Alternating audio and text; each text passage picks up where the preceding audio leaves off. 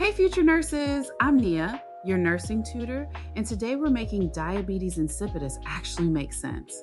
By the end of this lesson, you'll understand the risk factors, pathophysiology, manifestations, complications, treatment, and finish with an NCLEX-style question. Let's get started with today's lesson. Think of it this way: DI equals drain IT. Diabetes insipidus occurs when the body either doesn't produce enough antidiuretic hormone, also known as ADH, or the kidneys fail to respond to it. Without ADH, the kidneys cannot conserve water. As a result, large amounts of water leave the body through the urine. Basically, not enough ADH leads to massive water loss and dehydration. Several conditions can increase the risk of diabetes insipidus. Common causes include head trauma, brain tumors, neurosurgery, stroke, and disorders affecting the hypothalamus or pituitary gland. Kidney disease may also cause nephrogenic diabetes insipidus because the kidneys stop responding to ADH. For NCLEX questions, head injury is a major clue. Let's walk through the pathophysiology.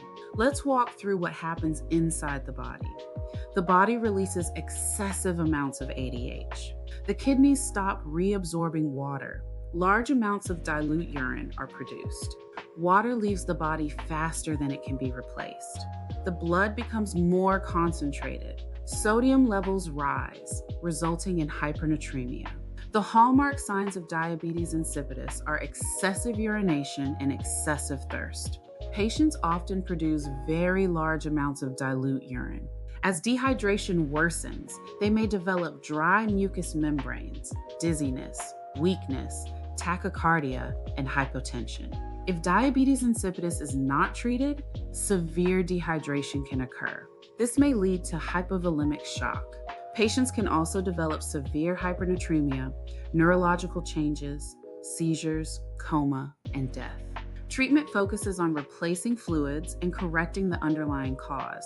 Many patients receive desmopressin, also known as DDAV-P. Desmopressin acts like ADH and helps the kidneys retain water. Nurses should closely monitor fluid balance, urine output, and sodium levels. Time for an NCLEX-style question. A client diagnosed with diabetes insipidus is most likely to exhibit which assessment finding? A. Concentrated urine. B. Hyponatremia. C. Excessive urine output. D. Fluid overload.